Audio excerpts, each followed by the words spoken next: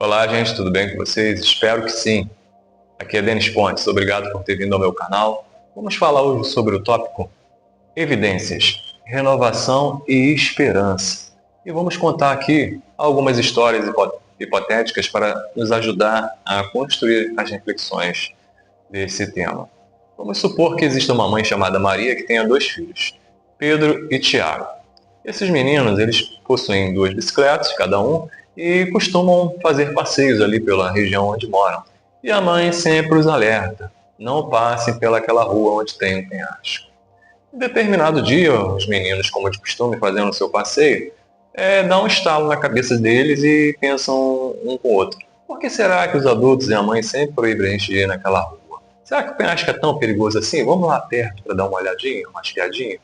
E contrariam uma ordem da mãe, vão até o local, olham e percebem que não trata-se de um lugar tão aparentemente perigoso assim. E resolvem posicionar suas bicicletas, tirar uma foto com o seu celular e mostrar para os amigos depois que eles foram corajosos, foram lá naquela região. E assim, a primeira vez de tirar a foto é a do Pedro, e o Thiago posiciona a câmera. No entanto, quando ele vai apertar o clique, eles ouvem um barulho. Uma das bicicletas cai no penhasco. O Pedro consegue segurar a outra, pular e se safar de uma tragédia. Não bastasse o grande susto, ainda tem. O que vamos contar para a mãe quando chegarmos em casa? Decidem fazer um acordo entre si. Vão contar que um assaltante os abordou e levou uma das bicicletas e eles conseguiram fugir com a outra. Não bastasse a desobediência, ainda a mentira.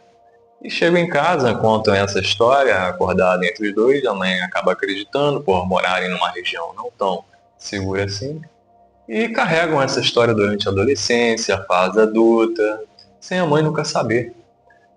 Porém, lá pelas tantas, o Pedro ele vem a falecer, ficando só o Tiago. Aquilo causa muita dor em toda a família. E a mãe, um dia, andando por uma das ruas da cidade ali onde eles moravam, uma senhora idosa que nunca tinha visto ela, elas não se conheciam. Ela aborda: seu nome é Maria? É sim, meu nome é Maria. Você tem dois filhos? E ela já toma um susto, né? Aquela senhora nunca tinha conhecido ela. Olha, o Pedro mandou dizer que, naquele dia que saíram para passear, desobedeceram a senhora. Foram até o penhasco, uma das bicicletas caiu no despenhadeiro e resolveram fazer um acordo entre si e contar que tinha sido um assaltante. Porém, o Pedro manda dizer para a senhora não ficar muito chateada com o Tiago. E a mãe fica muito assustada com aquela história. Uma senhora que ela nunca tinha visto, não se conhecia. Falaram o nome dela, falaram do seu filho que havia falecido, numa situação que aconteceu que era pessoal da família. Ela corre para casa para procurar o Tiago. E aí o Tiago, já agora adulto, resolve contar toda a verdade e confirma todo o relato que a senhorinha havia dito a Maria. Eles se abraçam, choram e ficam com a grande interrogação. Como que aquela senhora, que eu nunca vi, quem era ela, sabia de tudo essa história? E a mensagem que ela disse ter sido mandada do Pedro, como assim? Ele havia morrido? Vamos guardar essa história e vamos elaborar uma outra história hipotética. Vamos supor que a Maria agora ela só tenha o Tiago como filho. O Tiago nasce, vai crescendo como uma criança aparentemente sem nenhum padrão psicológico que possa causar nenhuma preocupação. No entanto, por volta dos 6 para 7 anos, ele começa a relatar que teve uma vida passada, que teve uma outra família. Ele fala a cidade onde morou, ele conta detalhes da sua casa, fala o nome dos seus pais, fala o nome dos seus irmãos, os pets que ele tinha, detalhes muito concisos, muito precisos para uma criança de 6 a 7 anos. E aquilo vai se intensificando, o menino chega a chorar quando lembra da sua família. E a mãe resolve um dia ir nesta cidade, que era vizinha ali, da onde eles moravam, procurar alguém que pudesse dar informações sobre essa suposta família, que o menino relata sempre. E ela encontra um senhor muito antigo ali, que tinha o costume de guardar registro da cidade, fotos, e esse senhor diz que conheceu realmente uma família com os nomes que o menino relatou. moravam numa casa ali perto, vão até lá, veem a casa degradada pelo tempo, no entanto a casa existe. E aí o Senhor mostra os registros de algumas fotos dessa família lá, as crianças brincando com seus pets, os pais, o suposto menino também. A mãe fica muito abismada com aquilo tudo. Bom, essas duas histórias, elas, apesar de serem hipotéticas, eu criei, elas são encontradas na internet o tempo todo como histórias reais também. Se nós pesquisarmos na internet, vamos encontrar pessoas relatando que pessoas que já haviam falecido, que de alguma forma trouxeram uma mensagem através de alguém para seus familiares, segredos, assuntos pessoais que foram assim de grande choque para as pessoas e são relatados em outras épocas. E também vamos encontrar histórias de crianças inúmeras e fora do contexto religioso que afirmam que realmente tiveram vidas passadas dando muitos detalhes, muitas características, os nomes. É só colocar aí na internet e pesquisar. Vamos encontrar diversas dessas histórias. E muitas vezes, como eu disse, pessoas que não têm nenhum tipo de ligação religiosa, nenhum tipo de crença. Bom, guardemos essas histórias, tanto as que eu contei, como as que nós vamos encontrar quando fizermos nossas pesquisas, como evidências. Evidências de quê? Vamos voltar ao passado e lembrar quando o Cristo ele esteve aqui na Terra e veio com uma missão. Ele falou para os seus seguidores, lá no livro de João, capítulo 16, que eles não tinham, né, aqueles seguidores, capacidade de entender tudo que ele tinha para passar, tudo que ele tinha para ensinar. Eles não tinham capacidade de entender e nem suportariam tanto conhecimento que o Cristo tinha. Mas aí ele faz uma promessa. Lá no capítulo 16, no verso 13 ao 15, ele diz que quando viesse alguém chamado o Espírito de Verdade, ele os guiaria em toda a verdade. E não falaria por si, né? Mas iria falar sobre as coisas que tivesse ouvido do próprio Cristo e ia trazer esses anúncios do que havia de vir, e assim glorificando ao Cristo. Se nós analisarmos esse texto com calma e refletirmos bem, nós vamos ver que ele se trata de uma promessa que o Cristo está fazendo aqui. E não só de uma promessa, é de uma grande verdade. O Cristo está dizendo que, quando ele passou aqui pela Terra, ele não trouxe todo o conhecimento, toda a revelação, porque a humanidade não tinha capacidade ainda de absorver, de entender. Então, o Cristo está prometendo, além de revelando, que a verdade, os conhecimentos, eles iriam ter um caráter de continuidade. Conforme fosse passando o tempo e a humanidade fosse progredindo, iria vir este Espírito de Verdade trazendo novos conhecimentos relacionados a tudo que ele já tinha ensinado, dando assim glória a ele. Uma continuidade é o caráter da verdade, do conhecimento. Ele tem caráter de continuidade. Isso a gente tem que resolver bem lendo esta passagem. Muito bem, nós vamos ver também que o Cristo fala lá no livro de João 14, que, no verso 2, que a casa do Pai, e aí ele está se referindo assim de uma forma metafórica para falar do universo. A casa do Pai seria o universo. Há muitas moradas. Se não fosse assim, eu teria dito: vou preparar um lugar para vós. O que o Cristo está querendo revelar aqui? Que na casa do Pai tem muitas moradas. Ora, o universo é todo habitado por seres, por consciências, inteligências. É isso que o Cristo está querendo dizer, que na casa do Pai há muitas moradas. Não precisa criar explicações ou interpretações muito complexas. É só ler e entender. A casa do Pai tem muitas moradas. E um desses locais é apropriado para cada um, conforme a sua condição, conforme o seu nível de progresso. Muito bem. É uma grande revelação, um conhecimento. São evidências que nos trazem renovação, que nos trazem esperança. Mas vamos analisar mais. Vamos voltar à passagem onde o Cristo ele separa 3 testemunhas, que eram os seus seguidores, Pedro, Tiago e João. e vai com eles até um monte e faz diante deles ali, os olhos deles, um fenômeno que é chamado lá de transfiguração. Isso foi registrado nos Evangelhos de Mateus, no capítulo 17, também no livro de Marcos, capítulo 9, e também no Evangelho de Lucas, capítulo também 9. Essas três testemunhas veem então o Cristo se transfigurar, né, assumir um corpo espiritual e conversar diante deles com dois profetas que já haviam morrido, Elias e Moisés.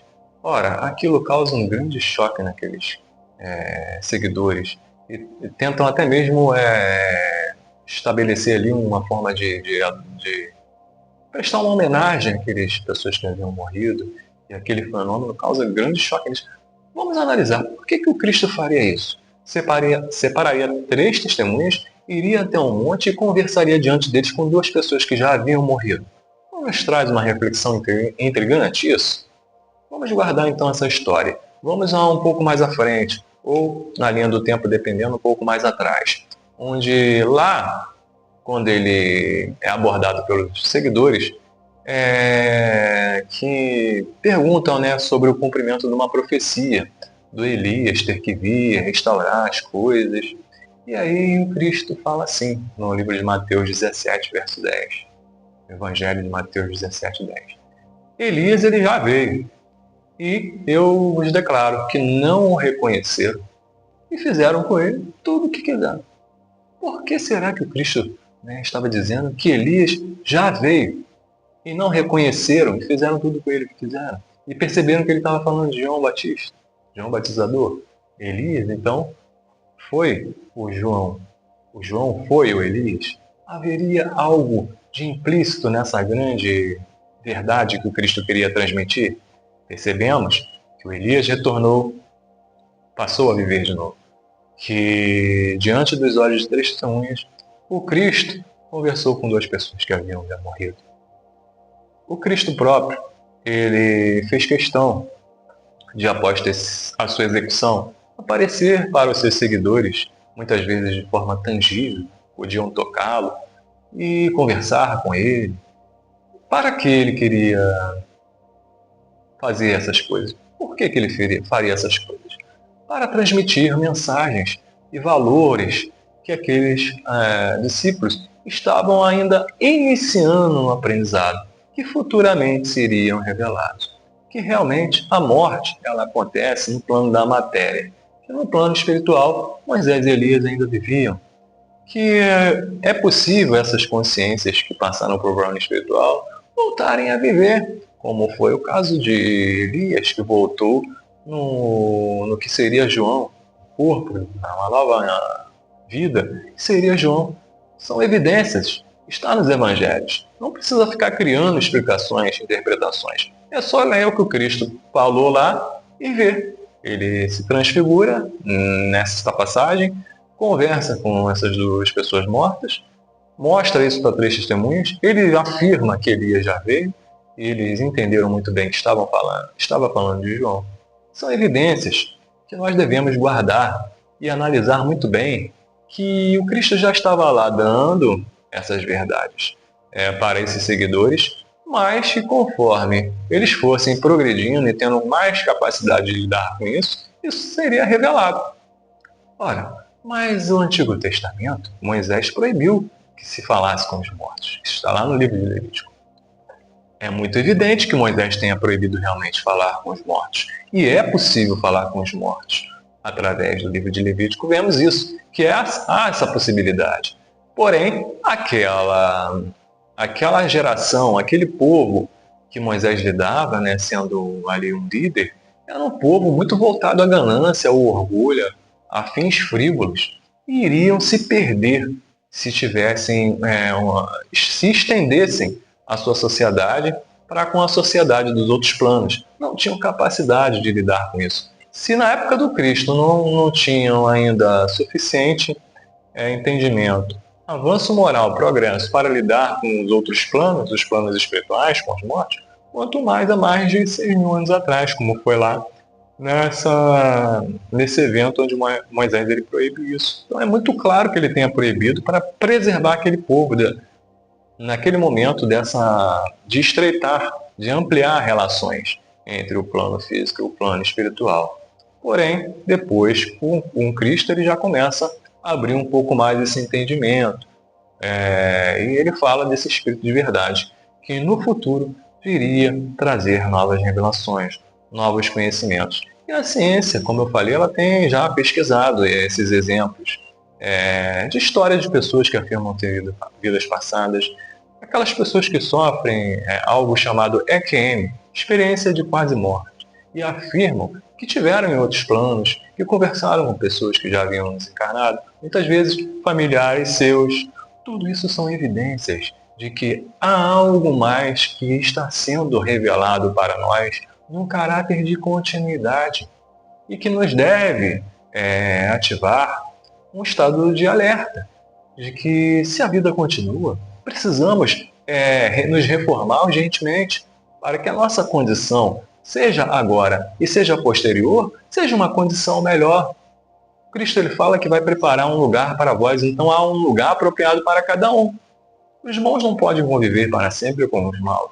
Não há uma harmonia nisso. E com certeza não é o que Deus quer para todos nós.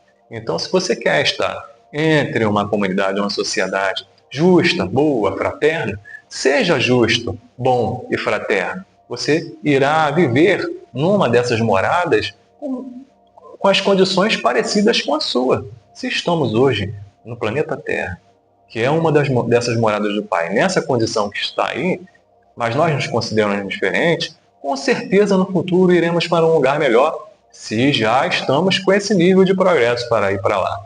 Então, isso deve ativar esse estado de alerta em nós, para que procuremos nos reformar urgentemente. São as evidências, são os ensinos que devem nos trazer renovação e que nos trazem também esperança.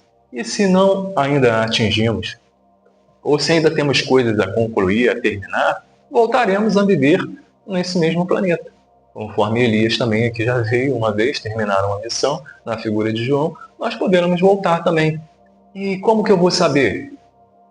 Isso fica a critério de Deus. É Deus quem criou todas as coisas, o mundo e os seres, corpóreos, incorpóreos, espíritos, almas. Tudo isso foi Deus que criou.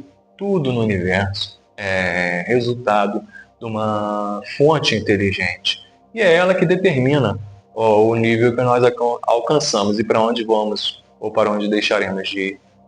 Resta a nós colher as evidências e nos transformar, nos renovar, alimentar a nossa esperança, que podemos alcançar, sim, moradas melhores. Coletando esses dados, nós realmente vamos conseguir trazer para o laboratório da nossa consciência toda a energia que é necessária para essa transformação, largar muitas vezes os vícios, deixar de praticar certas coisas que até agora estamos praticando, desonestidade, não ser leal. São tantas as coisas que precisamos reformar a cada dia, e o Cristo veio realmente nessa missão de mostrar na prática como que isso deve ser feito. Quer fazer um progresso? Quer despertar espiritualmente? Quer avançar em sentido espiritual? Leia lá esses evangelhos que foram registrados pelos seguidores dele, onde estão todos os princípios e leis também morais que nos farão avançar no progresso como seres humanos. É ali que está a chave para o futuro. E colhemos essas evidências, não as descartemos, não usemos esses relatos do passado que as pessoas ainda não tinham a capacidade de entender, de lidar com os planos extrafísicos, de lidar com esses seres, essas consciências de outras dimensões, que somos nós mesmos. As consciências que sobrevivem à morte do corpo, somos nós mesmos, somos espíritos. Quer avançar um pouco mais nesse entendimento? Leia o Livro dos Espíritos, que Allan Kardec, que foi um professor que viveu na França, ele foi pesquisar efeitos que aconteciam ali que transcendiam a questão da matéria, movimentos de mesa, movimentos de cadeira, e ele foi pesquisar. Será que esses movimentos são apenas algum fenômeno que ainda não sabemos? Ou será que tem uma inteligência por trás desses movimentos? E ele descobriu, através de métodos, de pesquisas, que podemos dizer sim, científicas, pela metodologia que foi aplicada, que existia inteligência por trás desses fenômenos. E essas próprias inteligências conseguiram se comunicar através de códigos que foram estabelecidos e disseram ser consciências que sobreviveram à morte do corpo. Agora, aí foi colocado o apelido de espíritos. Eram as consciências dos homens que já viveram na Terra, que continuavam nesses planos espirituais. No entanto, cada um tinha um grau de evolução e um grau de progresso. Eles mesmos respondem isso. E que deve ser de incentivo para nós que o nosso futuro será melhor ou pior conforme também o nosso nível de progresso, que é uma grande oportunidade de estarmos ainda na carne, porque temos a oportunidade de treinar essas qualidades que precisamos para passar para os planos mais evoluídos. Então, esses seres eles vão trazer inúmeras respostas para as perguntas que o professor fez, e estão todas transcritas. São mais de 1018 perguntas e respostas que estão nesse livro.